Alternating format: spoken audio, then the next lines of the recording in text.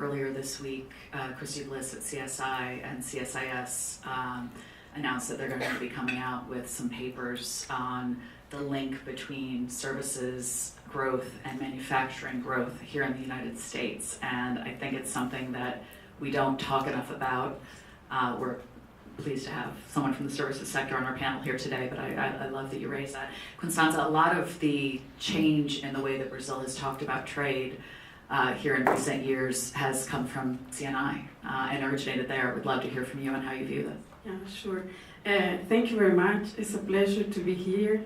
Part of the info that and data that I brought already, Fernando, Monica covered, so I won't be redundant. But just to mention something that was mentioned on the unique type of trade and investment relations that we have, there's a considerable share of technological content in the products that we import and export, both on both sides, so it's a lot of added value.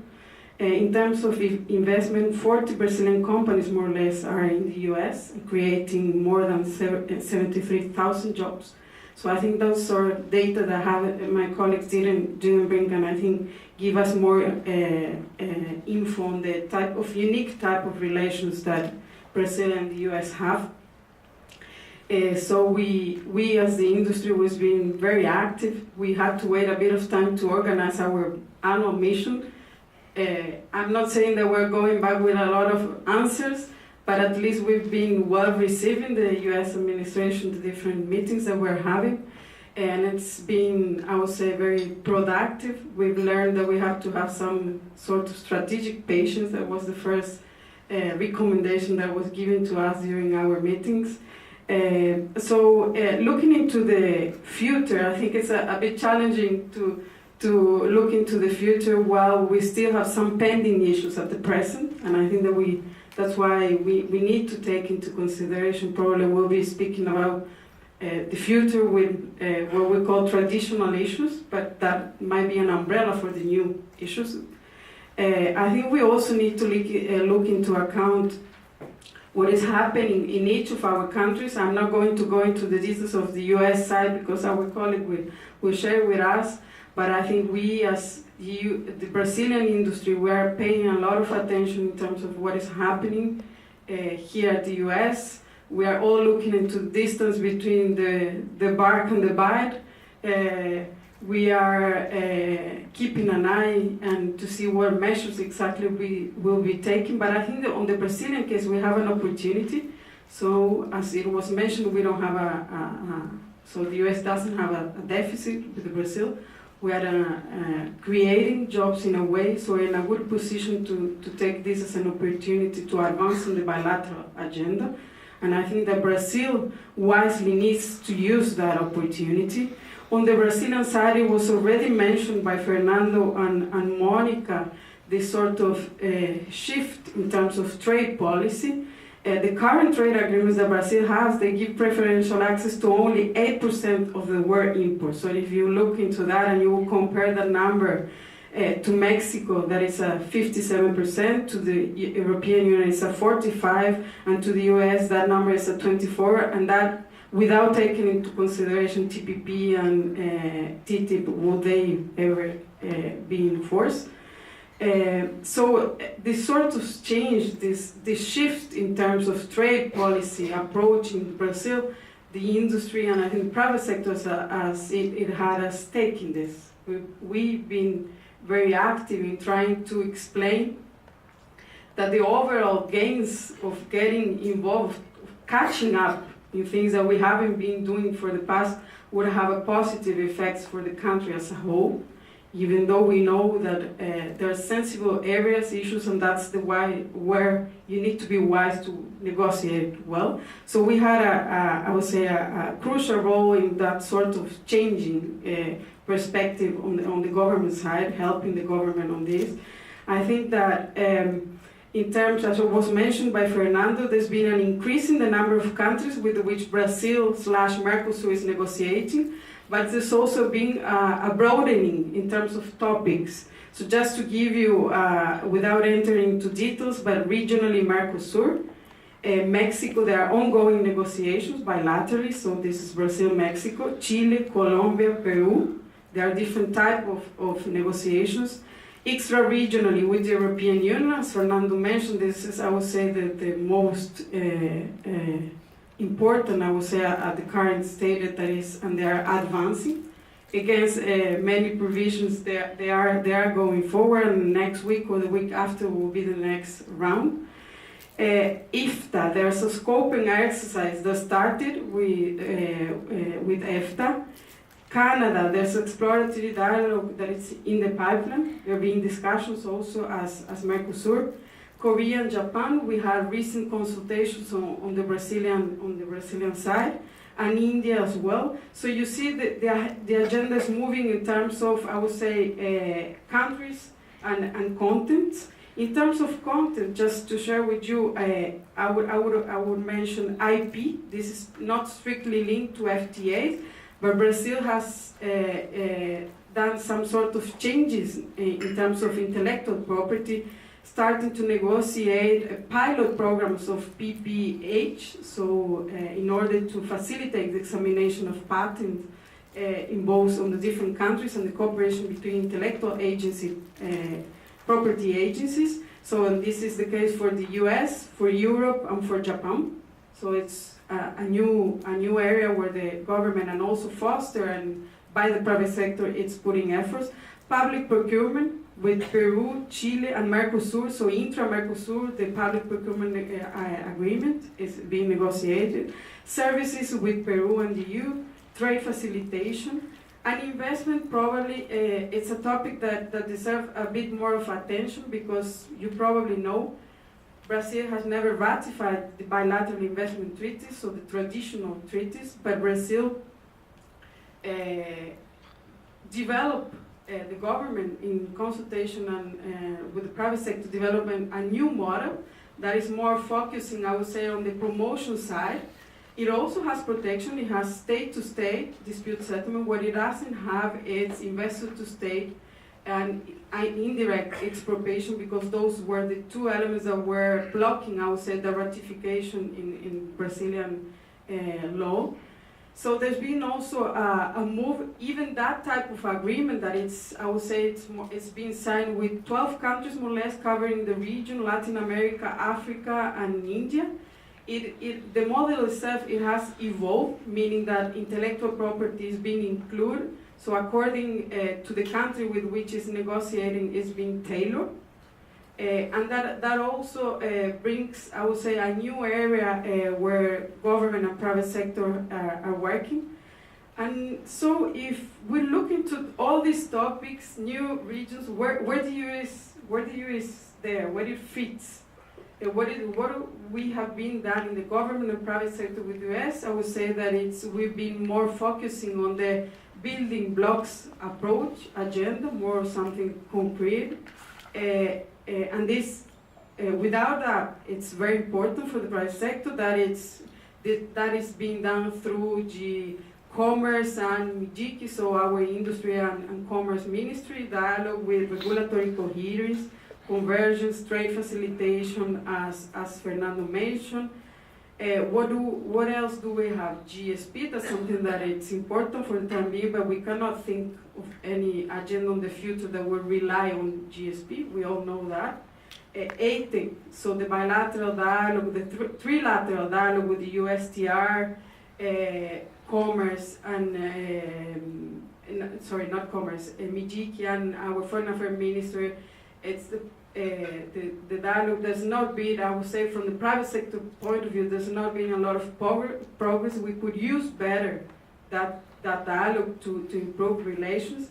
So I think what we would like to mention is those dialogues are they important? They are, certainly. Are they enough for the type? Are they coherent with the type of relations that we have in terms of trade investment? There certainly are not.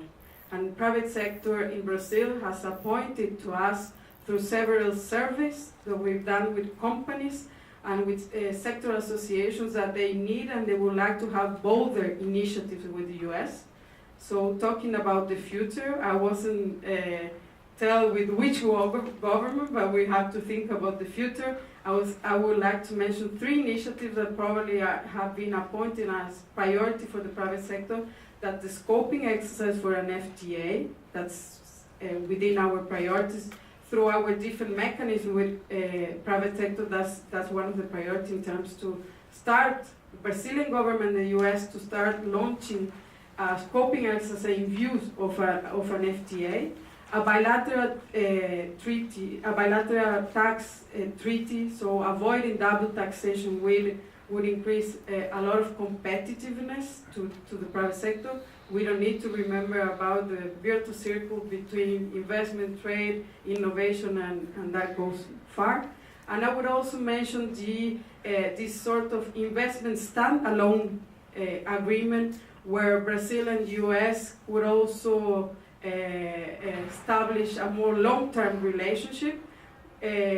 Sometimes we know that the controversial issue would be in terms of protection clauses, but we've been also following on the US side what is the position. I think nobody knows yet what is the position, and I was following yesterday the hearing of the USTR representative when he was asked about an agreement without investor-to-state dispute settlement. But there might be an element where governments can work together.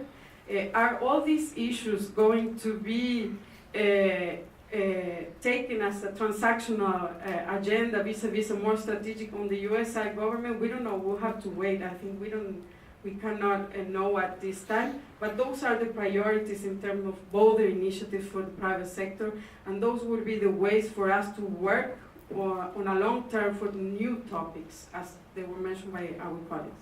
Constanza, thank you so much. Ailtom, would love to hear from you, and I think that something Antonio and I talk about all the time, there's not enough of an appreciation here in the United States for the impact of Brazilian investment. We'd love to hear, first of all, what is Stefanini's footprint here in the United States, and what is it that you think policymakers could do to make your business dealings, both in Brazil and here in the United States, work better? It's good things. Well, first of all, I would like to mention that long-term relationship is the good word to say, because we are talking about more than 200 years of friendship and partnership between Brazil and the United States. So now we are in a very good moment to foster all trade initiatives that we have and improve that. So talking about our company now, private sector point of view, we are here, established here in the United States since 2001, so more than 16 years now. United States always was our primary objective in terms of internationalization. However, we started easier in 1996 in Argentina, growing in Latin America, then be prepared to really operate in a so matured market like the United States is. Today, I would say that we have very well developed operation here. We are established in 8 US states. We are employing more than 3,000 people here and producing services and products in this market, not only to be serving US companies here, but also to export. We are exporting services, we are exporting softwares produced here in the United States to Europe, Asia, and other regions, so Africa as well, South Africa, etc. So to be here in the United States, the experience we have developed here is amazing. The partnership we have developed here with IT universities like MIT, like Georgia Tech, like Virginia Tech, have helped us to innovate, to create new solutions that can be applied everywhere. So, and talking about that, this subject, I think we are, US and Brazil, with our problems, so we are solving our internal problems.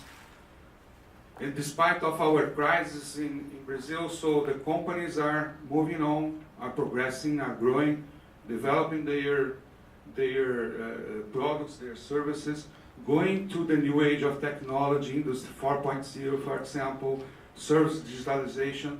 This is a new word, it's a new moment in terms of technology that can be an opportunity for not only for companies or people, but for countries as well to integrate more in a new kind of process. So modern process that can facilitate trade, facilitate investments. So many new things can be developed if you think in this new age of technology. So we are in the best moment to use all these opportunities and integrate more ourselves. So this is the moment that we, in terms of private sector, we realize that it could be used to improve and foster our relationship.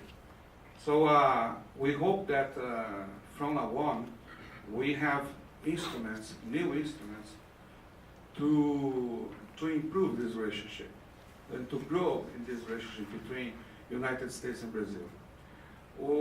We have encouraged companies, Brazilian companies, to go abroad, to internationalize their operations, and showing them as the primary country, United States. So because we have showed them our experience here, and we are opening the way for them to invest and grow their operations here. So this is how Brazil look at the future and how Brazil look at to the United States as a market to extend our operations and investments. I have some numbers here. It was discussed in our last meeting of FET. FET is a committee of transnational companies. So we are members of FET, so there are many other members here. And in the last meeting, we made this survey, so just to let you know how it is in Brazil. So in terms of export, in the last 10 years, multinationals has improved 16.6% has growth their export.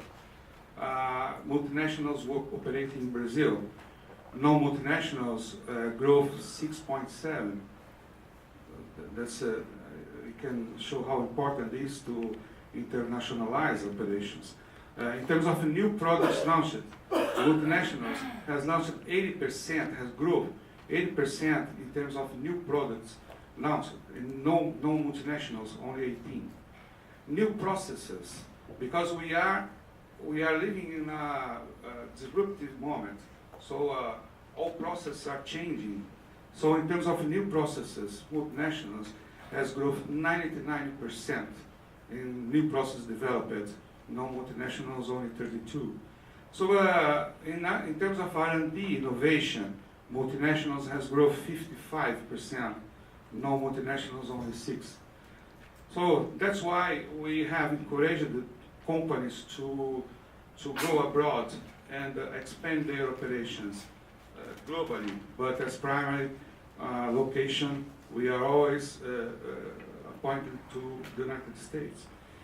So this is how we see the moment, and we cannot lose this. We cannot lose this moment. We cannot miss this moment. The opportunities that we have to increase and improve our relations through technology is tremendous. We have heard along this week of meetings with the government, U.S. government, many initiatives that go to these directions. How to use technology and this disruptive moment to improve all those relations, trade relations, maybe. Ailtom, thank you so much. So, Gina, why does Constanza needs strategic patience.